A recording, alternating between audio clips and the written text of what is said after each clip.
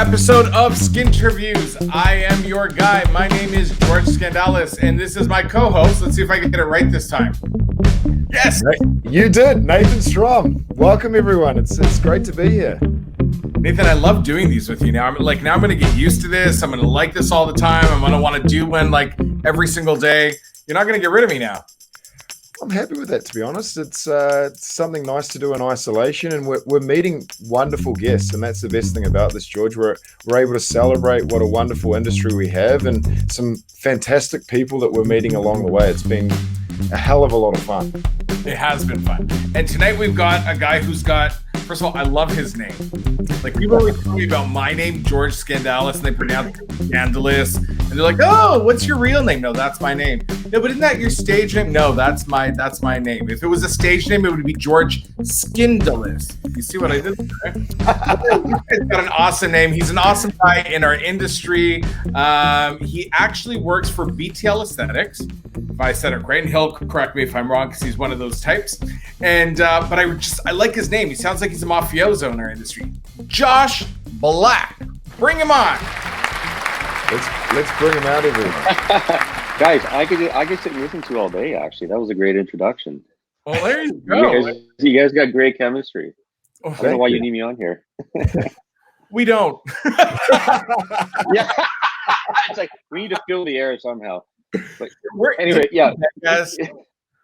What's that? Yes, you were begging us to be on the show. You were like, please, I'll change Fine, my. I said any time of day. It's at, what is it? It's 1:30 in the morning right now, right? So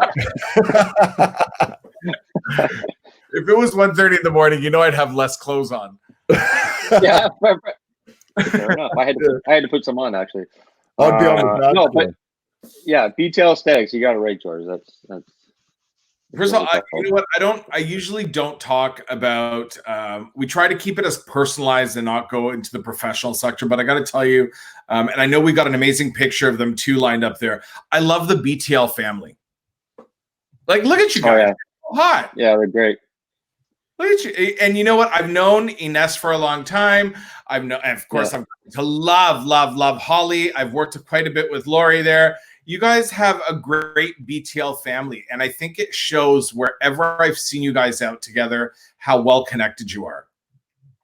Well, you know what? I think the interesting thing for me is if you had told me, even 5 years ago. So the thing to understand about my personal life is, I answer to 3 women at home, right? And then I think in my professional life, I would answer to 3 more women, right? At work. Like I always said, you're crazy, right? But quite honestly, is that for the most part, I work for the 3 of them, and they make my life easy. So, which set of 3 is easier, your professional or your personal? Oh, you know what? Probably professionally, probably. They don't fight amongst themselves, right? So, I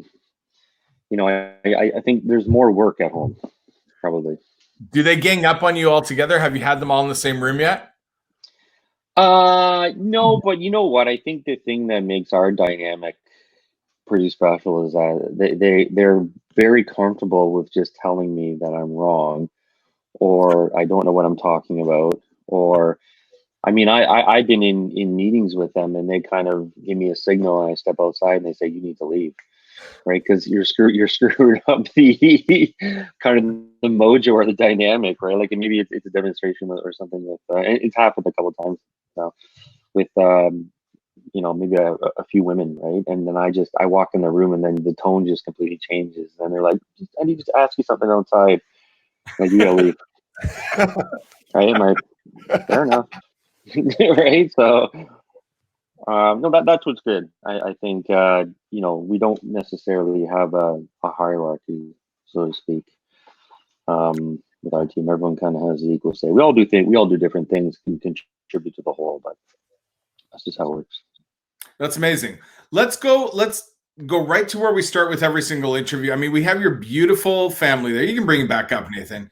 Nathan wants to look at your 3 girls. Nathan's got 3 girls at home too, so I know. Yeah, he's the same boat as me. Yeah. So beautiful family here. How old are your children? Oh, so the one on your, I guess the left side of the screen there youngest one, she's the firecracker. That's Ivy. She's 4. She'll be 5 in October. But she's the one to look out for. She's going to do something. And then the other one on the other side, that's Lila. She'll be 10 this year. But they keep me pretty busy. And then you add the oldest one there in the middle. she just kind of adds to everything. But it's great. Like I said, it's I'm the low man on the totem pole at home, which I'm okay with. I just they point me where I'm supposed to be, and that's it. It's great. Like I don't have to really think. It's always good. Yeah. It's always good.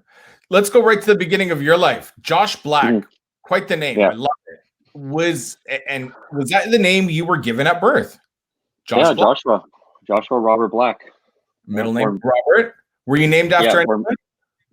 No, I wasn't actually. There's no one. My middle name Robert was named after a grandfather on my mother's side, but other than that, no. Actually, all of my siblings and I, we all have names that we weren't named after any other relatives. So, no, it's. And where were you born? Kitchener, Ontario. Well there. And raised as well there. I went to elementary, high school, went to Wilfrid Laurier University, and then I didn't leave Waterloo until I was about 25, 26. Ended up moving down to the city.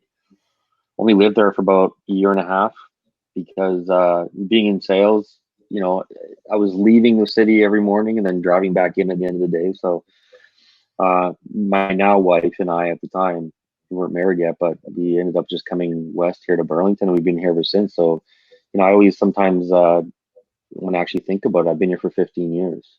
Wow. Right. So it's almost getting close to as long as I lived in the place that I grew up. So tell me about the first time you fell in love. You know what? I've ever seen that question. I have to say I was in probably kindergarten, right? And it was the Carla Huddleston across the street. Yeah, wow. I remember the name, right? I have a great memory for like just odd numbers and things like that. Like I can remember the address because this is when I was born in Kitchener, Ontario, and then when I was about 18 months old, we moved to Alberta, Fort Saskatchewan. I don't know if you're familiar with Alberta, but it's about half hour outside of Edmonton. Anyways, Carla Huddleston, yeah, she was the girl across the street. And where's she? No idea.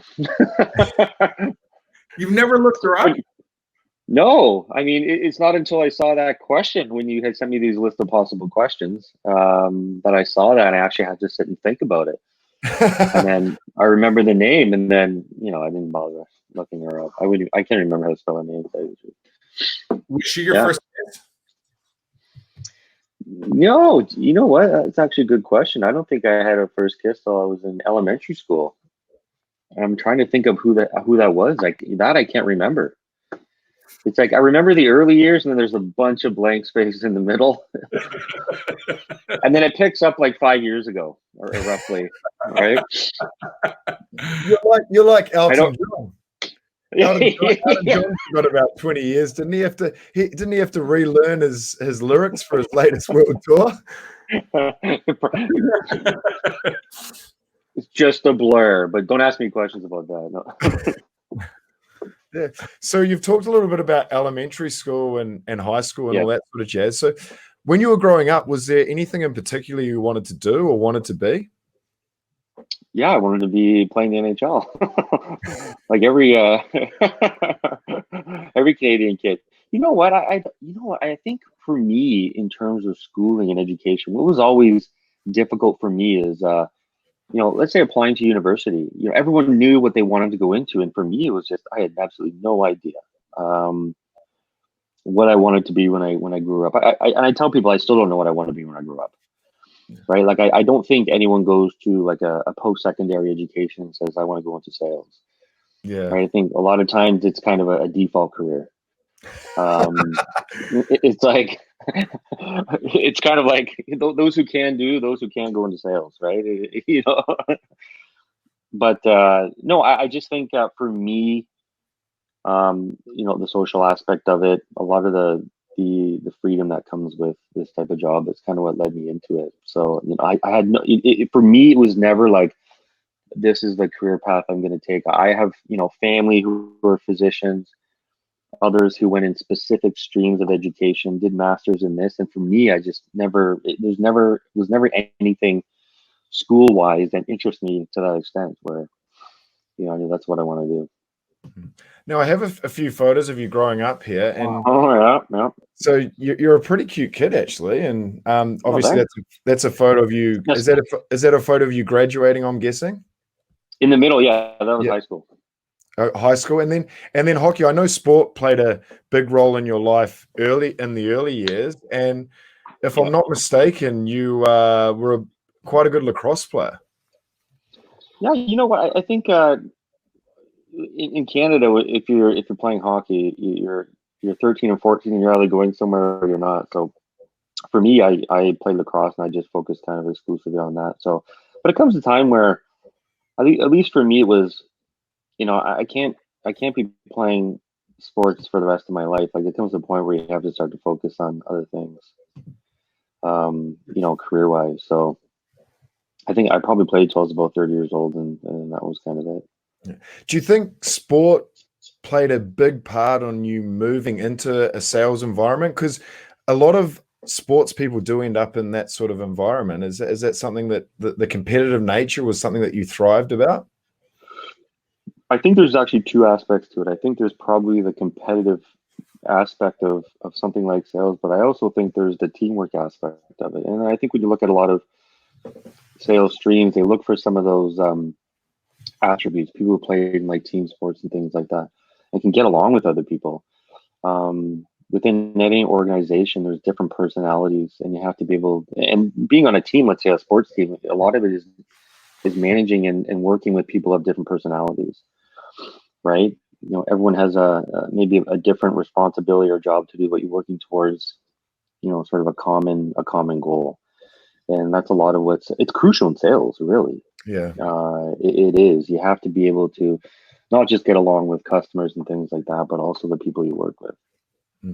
I love that answer. And growing up, was there any team or hero or any individual that you sort of looked up to and sort of guided you as a young child?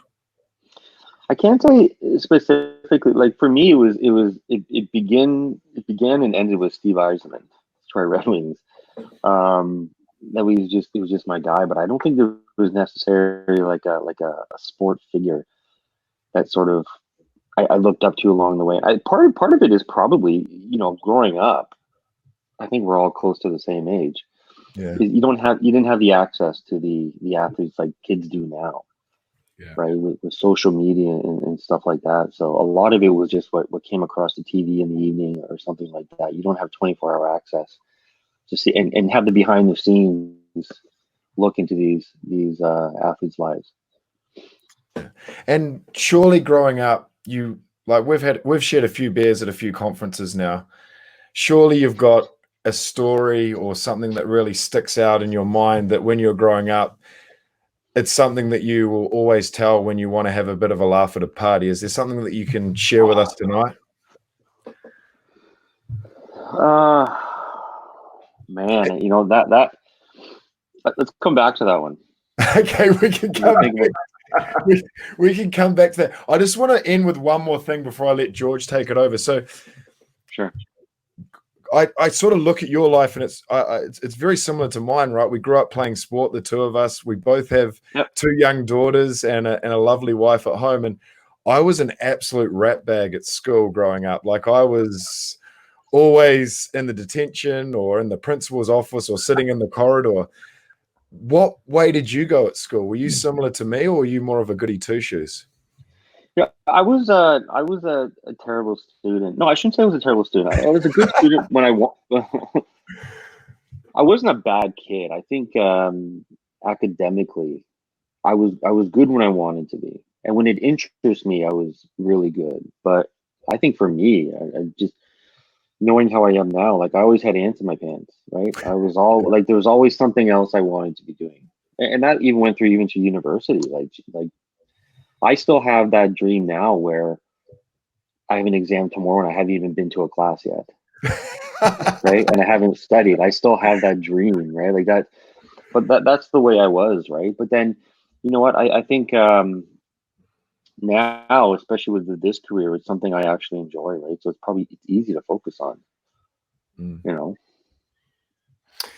So let's keep it on this personal streak. 'Cause I'm really liking this. Let's say you are going to host dinner, and you can Yeah. have anybody you want there. 3 people max, living or dead. Who would they be? What would you cook? Let's start with that. Okay, 3 people. I would probably. I'm trying to think of dead people actually, because that would probably be the Not most. to offend the living. What's that? Yeah, Not yeah. to offend the living, right? No one really inspires me. I think the trouble with this question is that I would. You're trying to balance the people that you really want to ask some interesting and important questions to, but you also want to make sure you're going to have a really good time, Yeah. right? So I think one for me, and Nikola Tesla. I think I don't know why, because I've read a little bit about him and I watched a show about him, and I think just the way he viewed the world, right? And I think it would be a quite an interesting conversation. I'm sure there's many, and actually him seeing the world today. Another one would be Steve Eisman. Of course. Just because he's been an idol for me, and it's just one of those to say I did, right? And then a third one would probably, and this is probably not going to people like this, Donald Trump. To tell you the truth, like it's a probably stupid answer, but I think for me, I would just get a kick out of it, and here's why. Because I think the thing for us is that living in Canada, we can. I mean, I got a kick out of it, to tell you the truth. Like I think when you read a lot of this stuff in the newspaper, and it's gotten to a point where it's like, how outrageous can this guy get? Let's just let him go. Let's just take the reins off and let's just see what this guy comes up with, right? And I think it's become entertainment now. I think. So true. So what are So you? that's kind of the having fun part, right?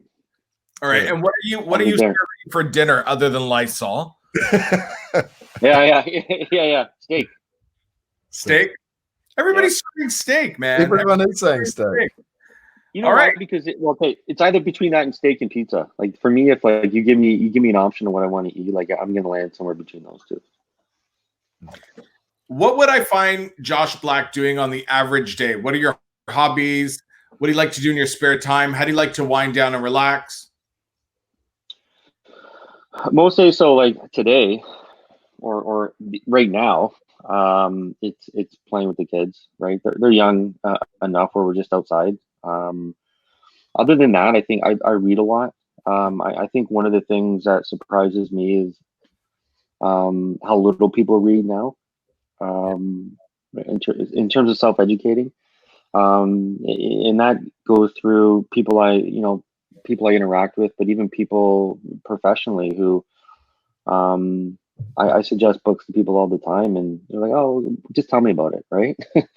Like they don't. So if there's one thing I could tell my younger self, it's like start reading sooner, right? Start educating yourself and keep it. And I think it gets to a point, and you guys probably see it too in your professional life, and especially dealing with a lot of different personalities. It seems like people sort of just stop learning or educating themselves. But day to day, yeah, it's like I wish I had I'm doing all these amazing things day to day, but it's it's a lot of reading, a lot of Netflix, especially nowadays, and a lot of it's just family time with the kids. And what is the first thing you do when you wake up? Brush my teeth. Oh, good answer. It's simple. Nice and simple. So, usually it's actually make a coffee is actually probably the first thing. So that what I think for me it's when I wake. Actually, it's the last thing I think about before I go to bed, and the first thing I think about when I wake up. That's supposed to be your wife. But you know what? It's the anticipation, right?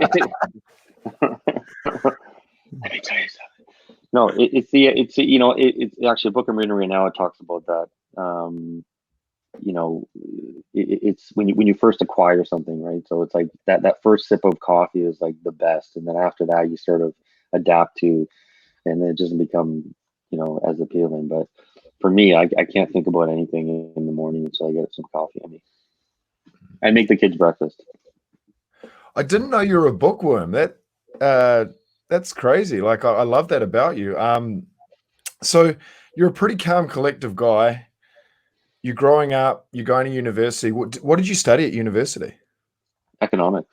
Economics. So you're in the business field. You get into to sales. What do you think drew you to the medical aesthetics field? What was the big sort of shining light? For me, it wasn't medical aesthetics specifically. It was. I think for me, I was in sales, and then people telling me like, oh, you can make great income in medical sales. So that I kind of had my eye out for that, and then it was kind of by chance that a buddy of mine forwarded me a posting that a recruiter had emailed to him. It was for a company in our industry, still in our industry, and so I went through like 3 or 4 interviews, and that's how I got my start. That was in the middle of 2008. Okay. So coming to 12 years ago almost. Wow. Right. I've just been kind of here ever since. They won't, they haven't kicked me out yet. And so. So you're very well respected in our industry, and like George and I love seeing you at conferences. We love hanging out with you and your team. It's always good to share a beer with you. And I've never asked you this before, but I'd really like to know the answer. What is one thing you wish people knew about your profession and what you do on a daily basis? You know what? I think I think you guys could probably agree with this, is that a lot of people look at salespeople as we're just out to make that quick buck.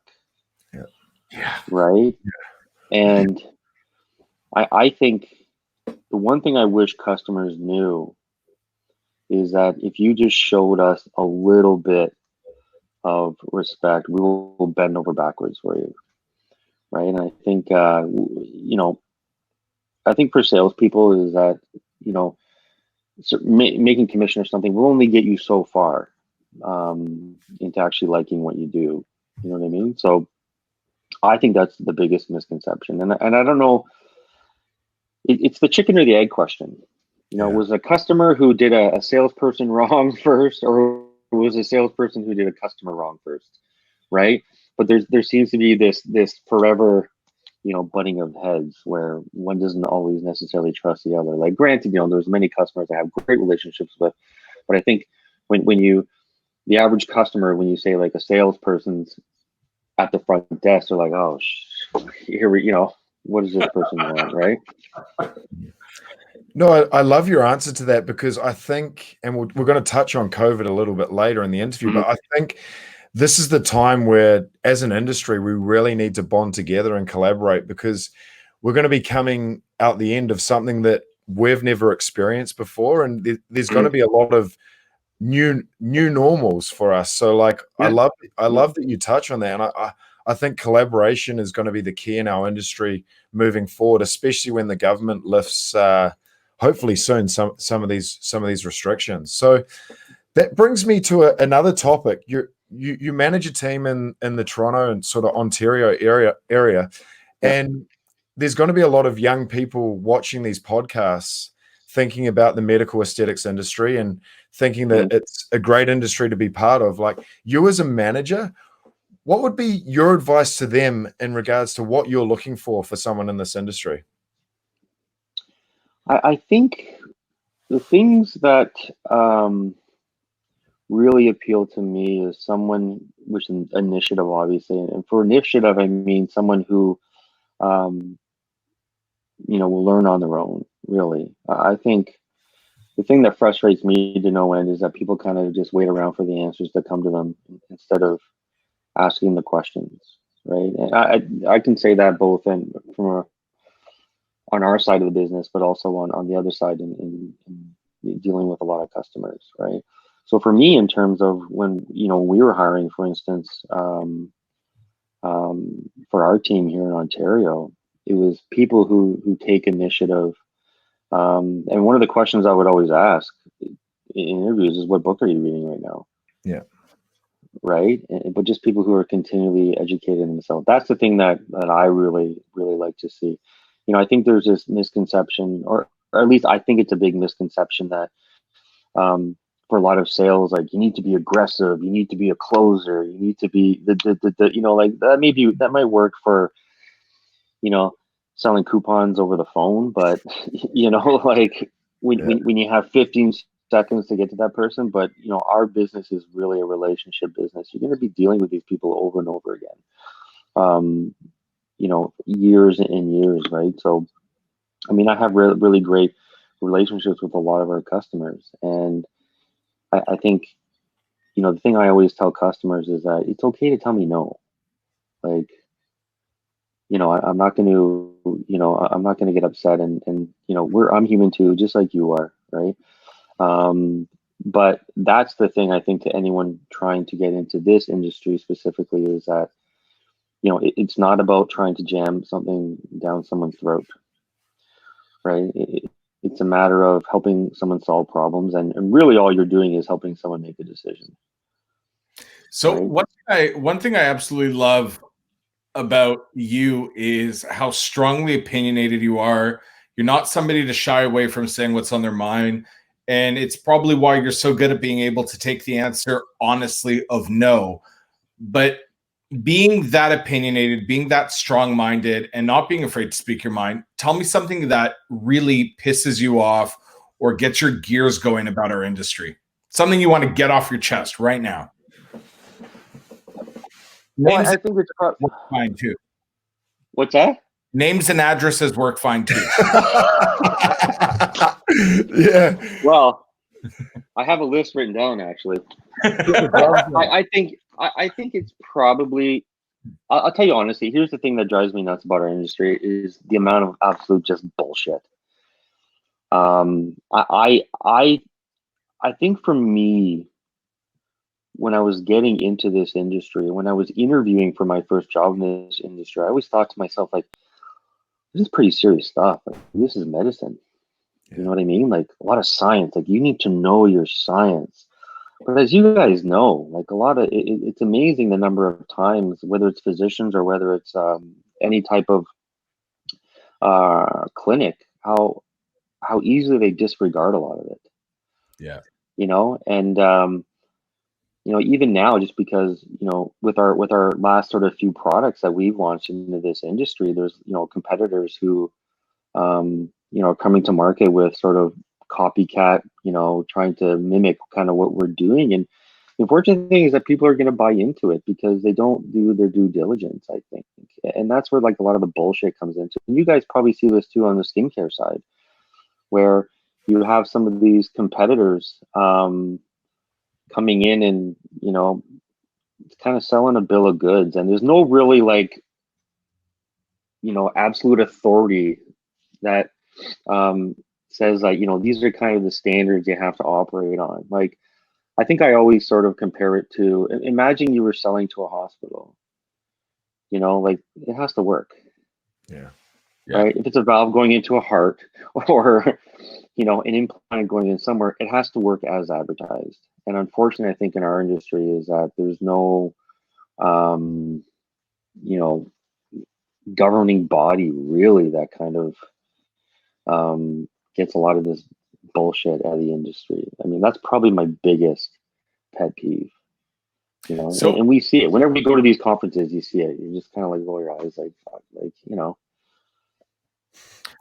we're going to get into talking about COVID-19, but I want to just touch a little bit on, what you do with BTL. And I know that you guys are largely right now in the body contouring of the non-surgical side, correct?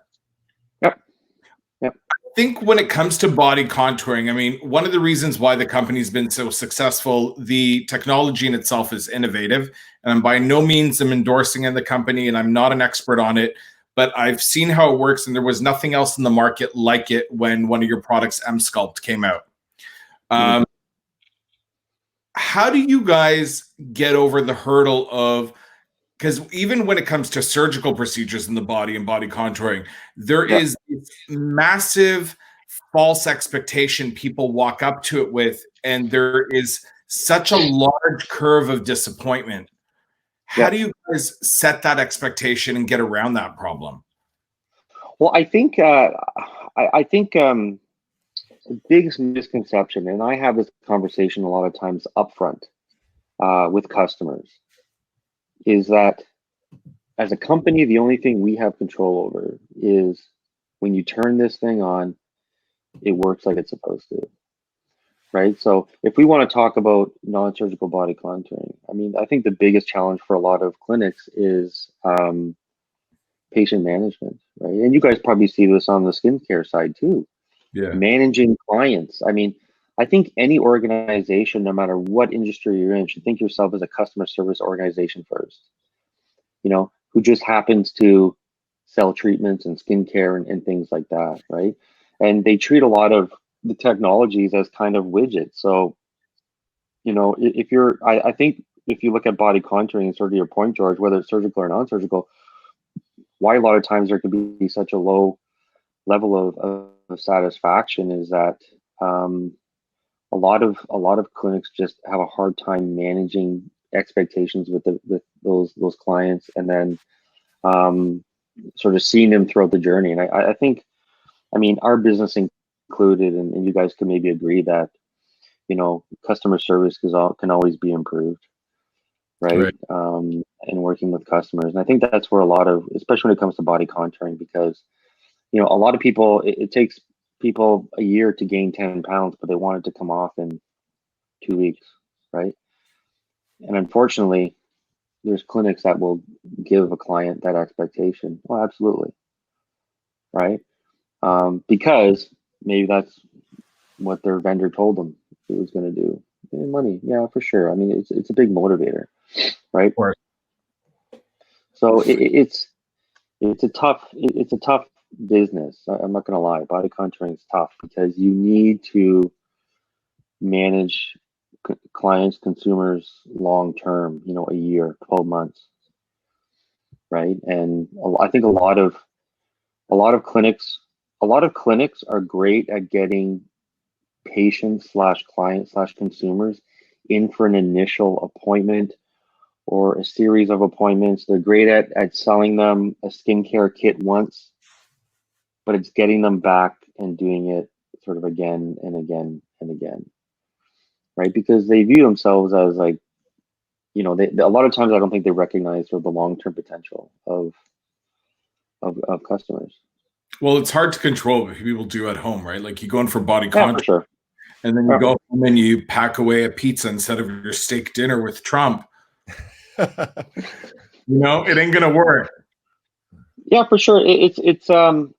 I think you know, a lot of times we provide guidelines, and I think you guys have seen this as well, is you know, you train a customer and you give them some guidelines, like here's how this works, here's how you discuss it with the patient, right? And then maybe they're struggling with getting rid of some of the skincare. No, we're doing everything you told us, we're doing everything. And so then you go there and you overhear them talking to people, and you're like, what the fuck, where did this come from? I didn't tell you this. Right? Because it's never them, right? You know, it's always something. I mean, admitting that we've done something wrong is hard for any human to do. Right? Absolutely. And so I think the biggest thing I've learned is that, you know, if you can sort of lead a customer down the path to discover for themselves, and sort of, if they can sort of think they're the ones that came up with it, you know, and how they could do better, they're more easy or more willing to accept it. You know what I mean? So it's kind of like, you know, if I come to you with a great idea, like, you know, well, George, Nathan, like, why don't you have you tried this? Why don't you try this? Right? the rate at which they're going to adopt that is a lot different than if I maybe asked a few questions and then all of a sudden that idea pops into their head. Like, oh, it was a great idea, of course, because they came up with it, right? Right. So it's like it's like kind of like the toothbrush theory. It's like everyone has one, everyone needs one. They just don't want to use anyone else's, right? Yeah. So it's the same thing as like coming up with ideas. Like, we love the ideas that we come up with, right? I love that. You know what I mean? So, Yeah, I and love that's the that. thing I've learned. That's the thing I've learned in doing with a lot of customers, is that if you can somehow, get them to sort of, oh, I came up with that idea, like they're gonna do it, right? Because when we go into them and say, well, here's an idea, here's an idea, here's an idea, they're like, yeah, okay, that's great, but they didn't come up with it, right? No, I love that. And you talked a lot about managing expectations, and Mhm. let's talk about managing expectations with one of the biggest crises we have happening at the moment with COVID-19. Yeah.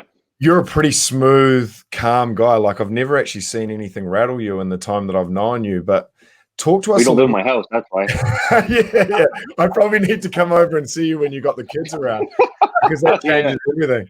But talk to us about COVID-19. Talk to us a little bit about your feelings about it, how it's affected, obviously, your work life, and what you guys are doing at BTL to sort of pivot around it and support your customers. Well, I think the biggest thing for me right now with COVID, and which I think no one really wants to admit, is that we don't know. Yeah. A lot of, I think, what you hear in the media, unfortunately, is just conjecture. I think, and I was just having this conversation actually earlier today with some neighbors. I said, that I think how media has changed from the traditional media sources in terms of, let's say it's print media, radio, television, things like that. It seemed like there was a pretty robust vetting process. Vetting information as it came in out, and I think now it's about getting it out first, right? So a good example is injecting disinfectants into. I mean, that's an extreme example, but it's like, well, that's the thing though, is that that's where people are getting their news sources from now, right? And so, I mean, if you can find so many different opinions on this, and I think unfortunately right now is that, what advice would I give someone right now in sort of navigating this? I said, well, number one, I would say take the time to work on those things you never get time to do, right? So whether it's developing a marketing plan, whether it's training, it doesn't, obviously not like staff training in person, but maybe it's online training, things like that. Like, that's what we're doing as a company right now internally, is that we're doing a lot of refresher trainings, which has been good because, it's going back and looking at things, from a fresh perspective, which has been good. But I think unfortunately right now is that, and Nathan and I were having this discussion kind of before we got started, is that although there's been economic fallout from this, it wasn't started by economic factors. So I think we're in a unique situation because everyone's just waiting for the green light to say, okay, things are normal again, right? If it's unemployment is up and oil prices are down and invites and et cetera, well, there's kind of some metrics that can kind of help us understand how long this is going to last and how that's going to multiply through the economy and things like that. But I think with something like this, with a health crisis, I think it's kind of hard to predict. So take the time right now, take this downtime. For me, it's been good because even when I go on vacation, it's not I'm still working, right? But for now, it's been more focusing inwards on things I can work on personally. And I think I see a lot of customers that are doing that. And I think it's a great time where, you can be working on a marketing plan. You can be working on, self-improvement, things like that. Awesome. I love that. Yeah, I love that answer. And I'll hand you over to George to go more of the mental health side of things. Mm-hmm. So mental health awareness is on the rise, and we talk about this on every single episode. What are some of the ways you deal with some of the mental issues that we all are prone to, whether it's anxiety, bouts of depression, not wanting to get out of bed on certain days, not wanting to go to work on certain days. What are some of the coping Yeah. mechanisms that you use, and is this something that affects you? You know what? I think I read a good book not too long ago, and it was on emotional intelligence. And I think what really goes a long way is for someone that has anxiety or someone that has depression or maybe it's just social anxiety or things like that. Actually understanding the physiological processes that are going on, right? So one of the things I've learned, and so Nathan said earlier, like you're a really calm guy. I've never seen anything like really rattle you, right? And one of the things I tried to really work on is amygdala hijacking. So when you experience a threat, maybe it's someone saying something that really pisses you off or something like that. The first part of your brain that reacts is your amygdala. So your amygdala is what says, get out of here or fight or whatever. So when you start to understand that, when someone says something that pisses you off and you start to feel your face going flush, understanding that I'm being hijacked right now, right? And I just need to take a second to calm down, right? Because it really is, I really,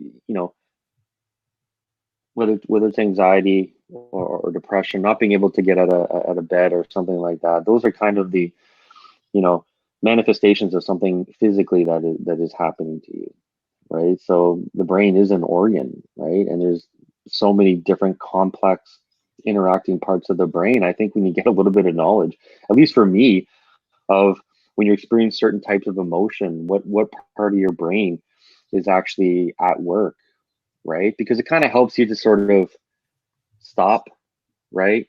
And sort of focus inwards. You know what I mean? So one of the things I read recently is that the reason so many people do such stupid things when you're drinking. Amen to that. Yeah, it's that because like once you drink to a certain point, it reaches like I think it's the hippocampus or something in your brain. It's that's your reasoning, or that's the part of your brain that enables you to project the consequences of the future consequences of actions, right? So you lose that part of your brain. So I mean, knowing that now, Nathan, when you're and I've caught myself a couple of times actually going like, wait a second. As much as maybe I've had to drink, I've go, wait a second, this is what's happening right now, right? So like I don't think it's that's just my sort of take on it. I think so for certain effects, some people need to be maybe take medications or things like that because if someone said to you, your liver is not your pancreas is not functioning properly, your liver is not functioning properly, there's a medication to fix that, you would take it. Yeah. Right. So your brain's an organ just like anything else. Right. Love it. Well, we're going to put your brain to the test right now. Uh-oh.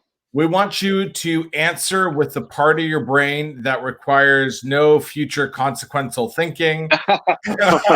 So wait, I need to have a drink first. Shots, if you need to take a couple of shots, we're okay. We're going to ask you some quick fire questions, and I want you to answer as quickly as possible with the shortest answer possible.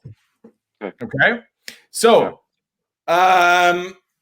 first celebrity crush.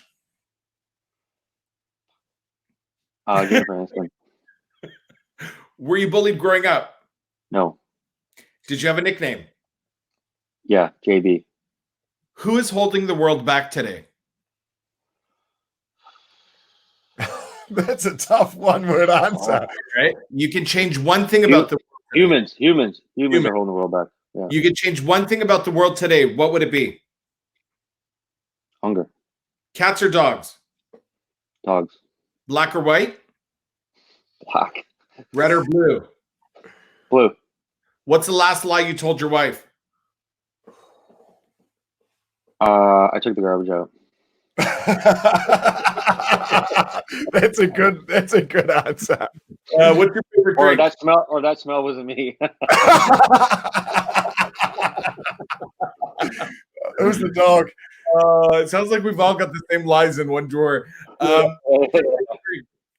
What's that? Sorry, here. Favorite drink?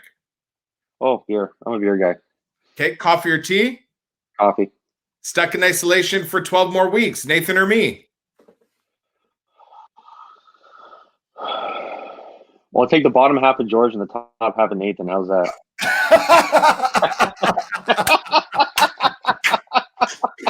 Oh, that's a great answer. I'd like to agree with you, but I haven't been able to do my bottom half in 40 days from all the weight gain. For obvious reasons, right? I mean, Oh, the great stallion. I love having you on the show today. Thanks, bud. Appreciate This it. was fun.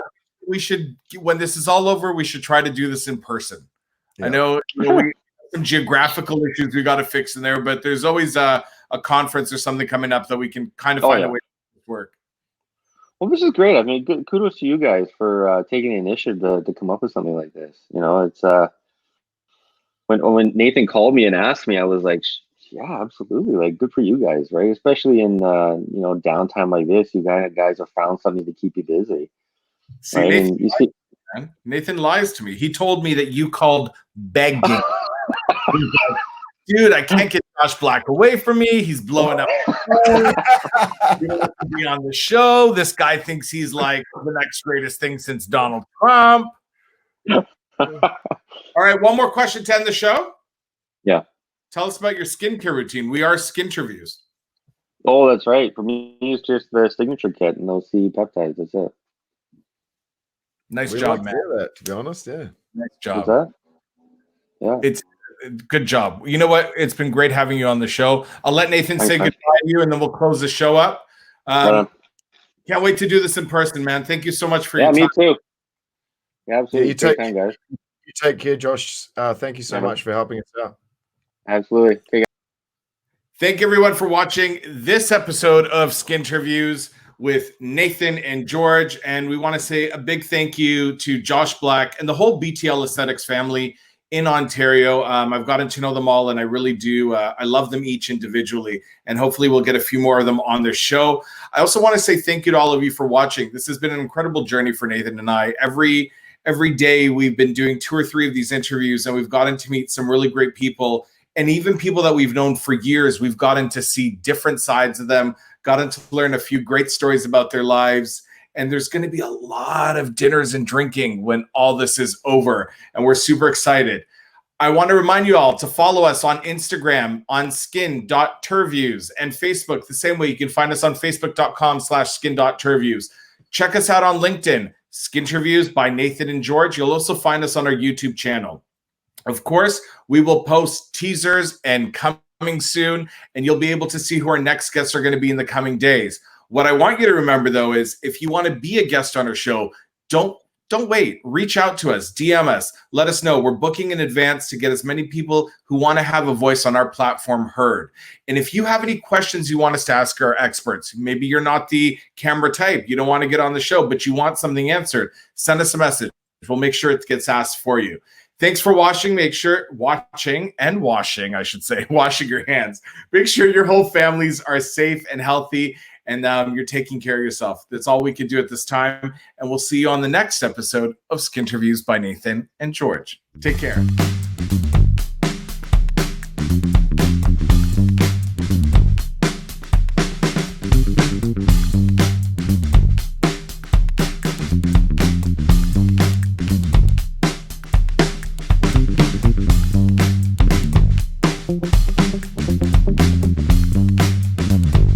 Thank you.